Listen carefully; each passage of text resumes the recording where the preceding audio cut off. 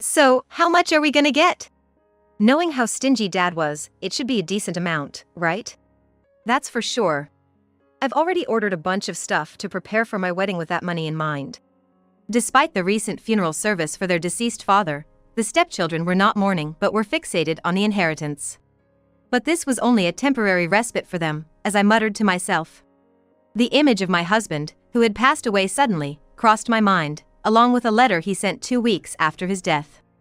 It had a line, "Please read this away from the stepchildren. My name is Julie Smith, 55 years old. I work as the first female manager at a local bank in my hometown. Currently, I live with my husband Sean, a university associate professor of the same age, and our son Harry, who has just entered middle school this spring. However, Sean has 3 other children from his previous marriage to Anna.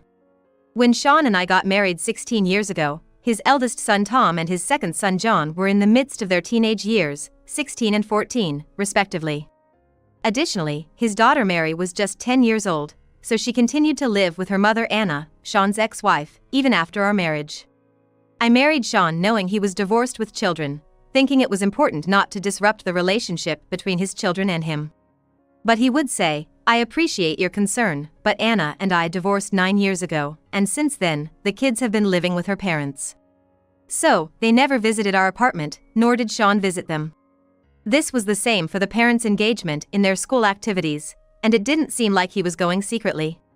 At first, I thought it was not my place to interfere as I was not their real mother, but I couldn't help feeling that Sean's attitude towards his children was too detached. Sean, who was kind and considerate to everyone, seemed off in this regard. But after much deliberation, when I brought it up, he just chuckled and said, "It's not because of our marriage. After the divorce, the kids have been living with Anna's parents, and they're not keen on seeing me." So, I had no choice but to back down. Moreover, a year after marrying Sean, I unexpectedly became pregnant, and the busyness of daily life made me almost forget about his children from his previous marriage. After our son Harry was born, Sean and I were overwhelmed with balancing childcare and work, putting the children from the previous marriage even further from our minds.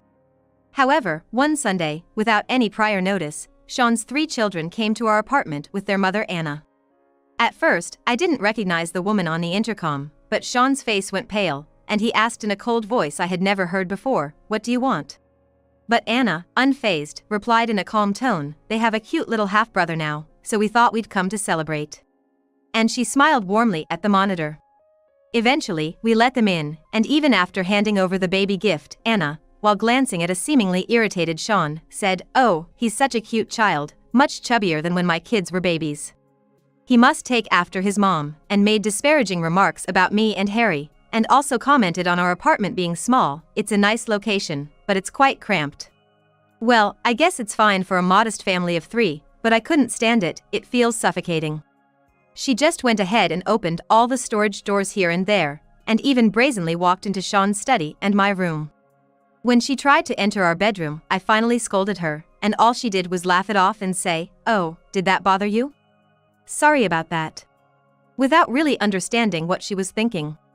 Despite their mother creating a tense atmosphere with us, the homeowners, the older 2 kids just sat on the living room couch, silently playing with their gaming devices and phones. Mary was watching TV she turned on by herself and munching on snacks she took from the kitchen. Noticing my gaze, she gave a grin just like her mother Anna's and teasingly said, "Not giving any snacks to the baby, huh?" as she rushed to Harry's crib and started to push the snack she was eating into his mouth. Harry immediately started crying, and as I rushed to pick him up, Sean scolded her, but she showed no remorse. The older 2 continued to ignore everything around them. While desperately comforting a crying Harry, I had a bad feeling watching Anna and her children.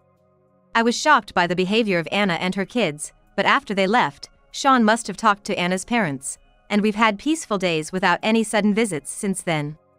However, as we started preparing for Harry's elementary school, Mary is exactly 12 years older than Harry, so she must be graduating from high school this year. Suddenly, I began to care about those children. In fact, after that incident, Sean told me, "Julie, you don't need to get involved with Anna and the others from now on," so I was able to stay completely uninvolved. However, as Harry became less demanding and our daily routine settled, I found myself with more emotional bandwidth. I started to think about those children who consider Sean their father, reflecting, back then, I was overwhelmed with the newness of parenting. Perhaps I lacked compassion towards those children, who might have felt they lost their father to me. It had come to seem that way. So, I talked to Sean about celebrating Mary's university entry, if not her graduation. Initially hesitant, Sean eventually said, "If you're holding back because of me, don't worry about it. I'd like you to support Mary and the others just as you do Harry." It seemed that deep down, Sean also cared about them. When he found out that Mary had been accepted into college, he reached out to Anna and directly called to congratulate Mary, asking what she would like as a celebration gift. Then Mary said, "If you're going to celebrate, I'd love to have a meal with all the siblings." That would be nice, wouldn't it? She apparently asked for it. Initially, Sean and I were surprised that Mary included Harry among all the siblings, as we hadn't expected that. However, we took it as a sign of our mutual growth and were genuinely happy about it. So, we went ahead and booked the restaurant Mary had picked out and expressed she liked. I initially didn't plan to attend, but then I was told if Harry suddenly finds himself surrounded only by us, now adults, he might feel out of place. So, would you please join us? After hearing this, especially from Tom, the eldest son who had graduated from college and was working at the city hall, I was earnestly requested to join, so I decided to attend as well. The celebration was filled with a warm atmosphere, and Harry quickly got along with his much older siblings, Tom and John. In the end, they were sorry for their past behavior and asked to be good siblings to Harry, moving Sean and me to tears. Since then, we've gathered for various celebrations, like John's medical board exam success, Sean's thesis completion, and Mary's birthday, making us a closer family.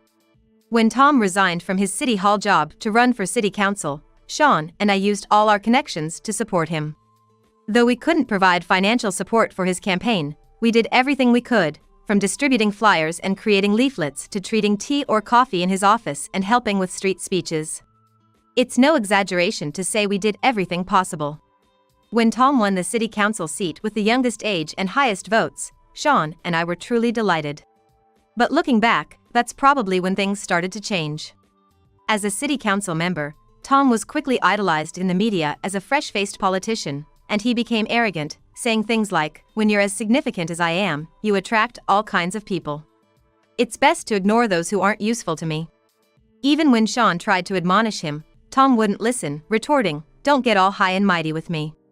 Even Dad is just another useless person to me," leaving us speechless. Then, Mary contacted me directly via social media, wanting to meet. At the cafe, she immediately asked, "You're a bank manager, right?" She requested to be hired through connections. Though I am the first female manager at the local bank, I have no involvement in HR. Moreover, our bank doesn't have a nepotism hiring policy for new graduates. I explained this to her, saying, "I don't know where you heard that, but our bank doesn't hire through connections for new graduates, and that nepotism might only apply to part-time positions at branches." However, Mary was not convinced at all and exclaimed, "What? Just because you're the second wife, you can't do a favor for your husband's children?" After saying that in a fit of anger, she continued, "Just like Mom said, you're the type of woman who would marry such a worthless father. You're just a gold digger, aren't you?" She glared at me with the same eyes she had when trying to force her half-eaten snacks into baby Harry's mouth. Realizing what she implied made me shudder, and then Mary, with a look of hatred, said, "I will definitely get back at you for this," before storming off with loud footsteps. After parting ways with Mary, I struggled with deciding when to tell Sean about the conversation, but couldn't find the right moment. About a month later, Sean mentioned, "I had some issues during a health checkup and had to undergo further tests. They've asked me to come hear the results, and they want you to be there with me." He confided in me. Shocked, I rushed to the hospital, where the doctor informed us, unfortunately, it's stage 4 cancer. While trying desperately to shake off the overwhelming darkness clouding my vision, I asked about treatment options. However, the doctor just shook his head, saying, "There's little we can do now," and recommended admission to palliative care. We were so shocked that day that neither of us could recall how we got home. After a sleepless night, as dawn broke, I thought to myself, I can't just accept this and back down. If that hospital can't help, maybe another one or a different doctor might take on Sean's treatment. Driven by that thought, I asked my boss for a leave and started seeking a second opinion, running from one hospital to another. But every renowned doctor we met told us the same grim prognosis. And Sean, who had been accompanying me to all these hospital visits out of sheer goodwill, started to show signs of fatigue, breathing heavily. Seeing this, I felt guilty about my stubbornness, but then Sean said, "Jolie, I appreciate your effort, and the thought of leaving Harry behind is unbearable. But if my time is limited, I'd rather spend it on something other than treatment." In the following 2 months, Sean lived his days in a way that was true to himself, and then quietly passed away. Despite my inner turmoil, Tom and the other 2 stepchildren did not show up at Sean's funeral. However, surrounded by me, Harry, and those who genuinely mourned him, Sean might have been content. On the day of the memorial service, Tom and his siblings showed up out of the blue, quickly inquired about their inheritance, and seemed to be on the same page, smirking about it. It was utterly disgraceful. But in my bag, I had the letter Sean had sent and I received 2 weeks after he passed away, instructing me to read it away from his stepchildren. When he wrote, "Please read this hidden from the stepchildren," Sean must have had a faint idea that something like this would happen. At that moment, I felt it was time to confront the 3 individuals who were looking at me with scornful smiles. Despite the unexpected visit from Tom and his siblings, I managed to get through the service and later told them, "Discussing money at such a place is odd, so let's wait for a call from my lawyer soon." I gave them the business card of the lawyer I had prepared for him and left the place. 2 days later, the lawyer's office contacted us to set up a meeting. When I arrived, Tom and his siblings were already there, and without much greeting, we moved to a private room for the discussion.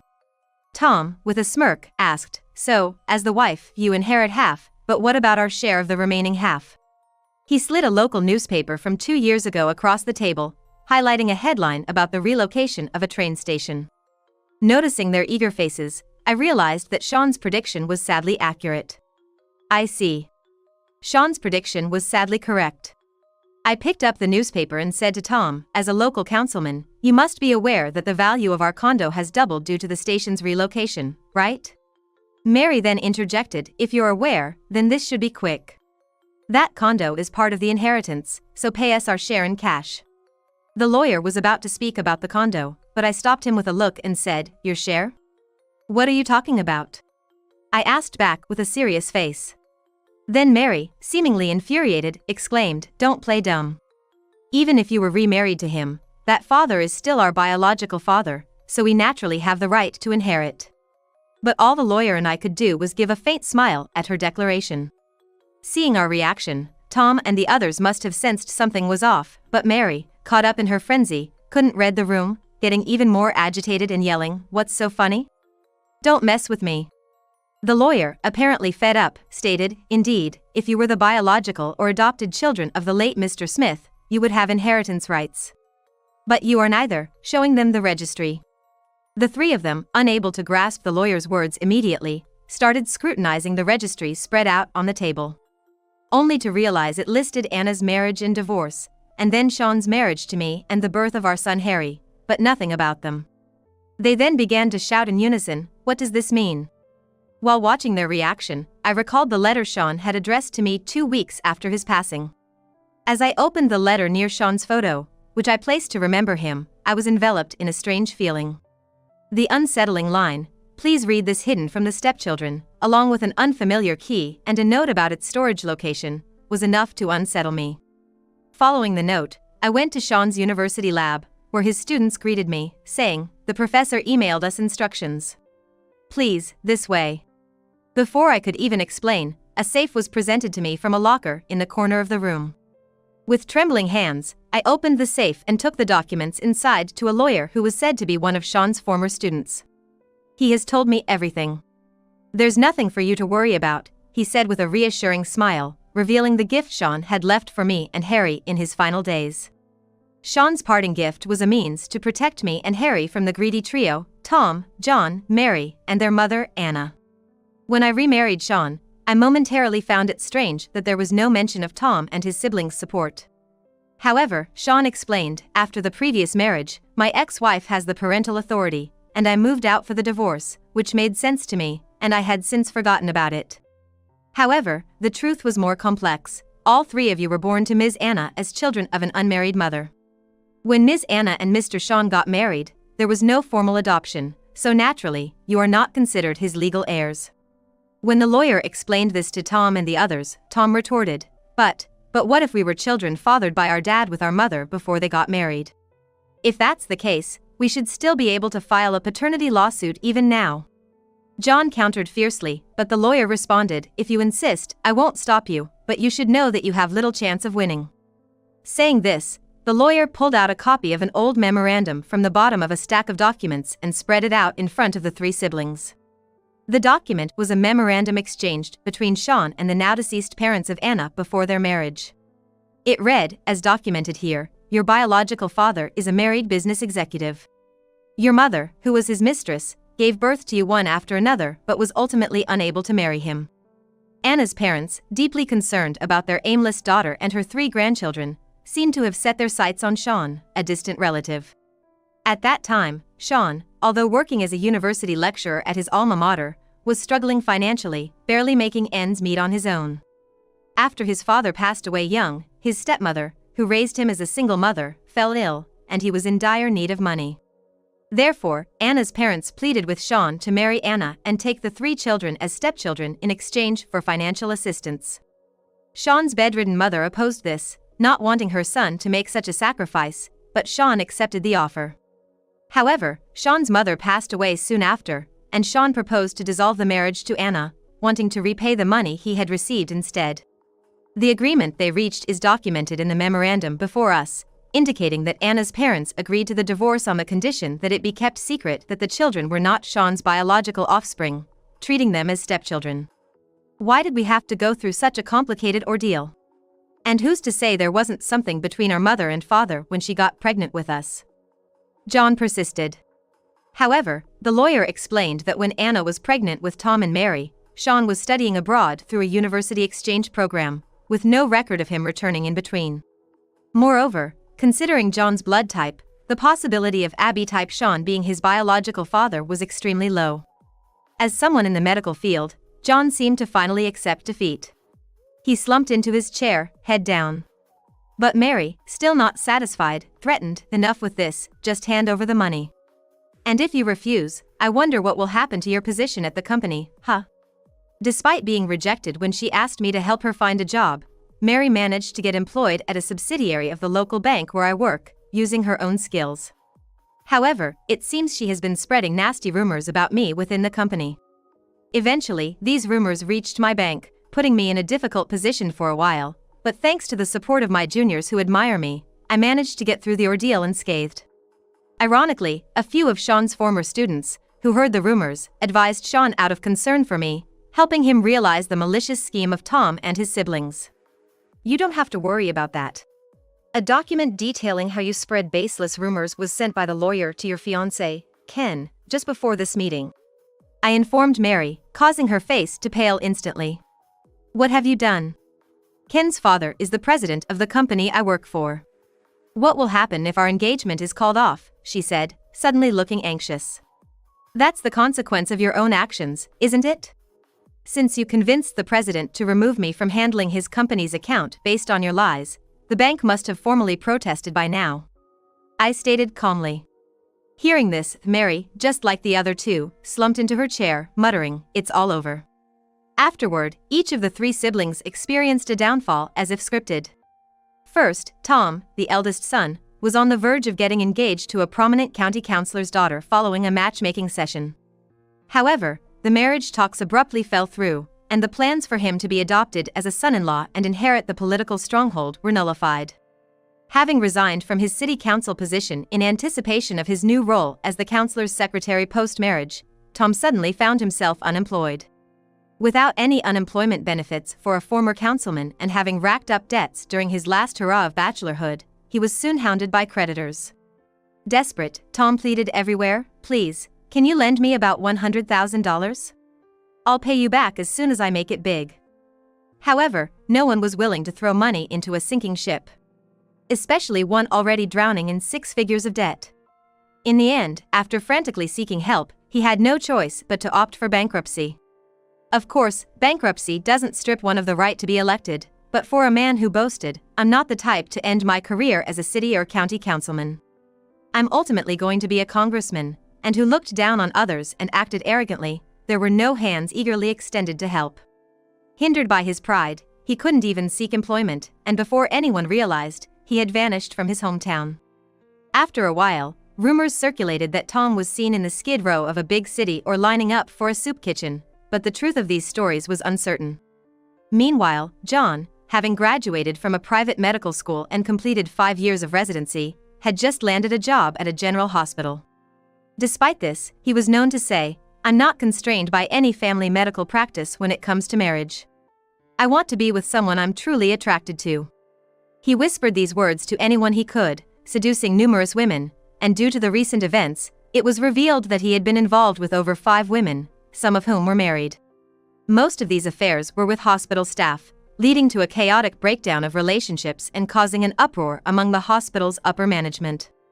Naturally, he was fired, and his reputation as a womanizer and troublemaker spread among the local medical community, making re-employment difficult.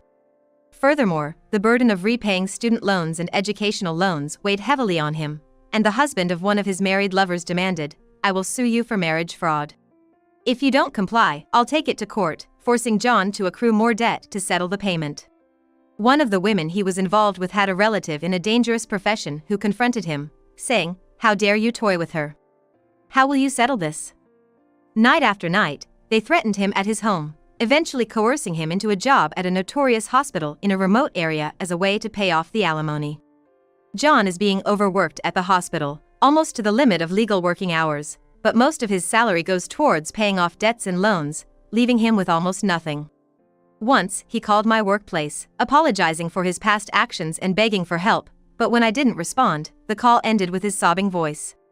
As for Mary, after the incident, her fiancé Ken called off their engagement and demanded compensation. Later, when I spoke to Ken and his parents, Mary had apparently garnered their sympathy by sharing her lonely childhood, as her biological father had neglected her and her siblings, though they were financially secure thanks to her maternal grandparents' wealth. She also spread baseless rumors about me, claiming that, as the second wife of her biological father, I was overly protective of my half-brother from the same father and extremely opposed to her and her siblings interacting with him. She tearfully claimed I was spreading malicious rumors and treating her cruelly. At that time, I couldn't see through Mary's lies and suggested she change her job if she was suffering so much. But Mary continued to act bravely, saying, "No, it's okay. Julie isn't a monster. I'm sure one day she'll understand my feelings," deceiving not only Ken but also his parents. However, the incident exposed Mary's true nature and the real character of Anna, who had been vehemently portraying herself as a victim, to Ken's family. If that incident hadn't happened, I would have married Mary and, at her behest, taken in her mother. I can't imagine what would have become of us then. After saying this, the entire family deeply apologized to me, not only for their past actions but also Ken's father sent an explanatory email to internal and external contacts about the recent incident, stating, "It was us, the parents and child, who brought personal matters into the workplace. We deeply apologize to Jolie and want to take responsibility." Consequently, the father stepped down as president, and Ken was demoted from his position to a regular employee. As Ken's family's resolute self-criticism became known, criticism poured onto Mary, the main instigator. She had no choice but to leave her thorny workplace, burdened with the costs of the broken engagement, the engagement ceremony, wedding preparations, and the luxurious loans for bridal beauty treatments. Unable to rely on her brothers, Mary sought help from her mother, but Anna, who had lived her life exploiting others' kindness, had no intention of assisting her daughter. After liquidating the small remaining assets of her family home, Anna disappeared without telling anyone her destination. Knowing her penchant for living beyond her means and relying on others, it's likely only a matter of time before she ends up in the same dire straits as her children. Now, Mary, left on her own, is reportedly working tirelessly day and night to pay off her debts and make ends meet. On the other hand, I decided to sell the condo that had been one cause of the turmoil. We found a more affordable place near the high school Harry hopes to attend and decided to move there. I felt sorry for making Harry change schools in the middle of his education, but he said, "Some of my close friends are planning to go to the same high school, so it's fine." Sure, that condo had memories with Dad, but moving doesn't erase those memories. He's living cheerfully as if to say my worries were unnecessary. It seems he's likely to make friends at his new middle school, which is most important. Indeed, as Harry says, memories don't all vanish just because places change or time passes. What matters is that Harry and I live happily and brightly. And I believe it's important to show this to Sean, who is watching over us from above, and to keep striving forward with that thought in mind.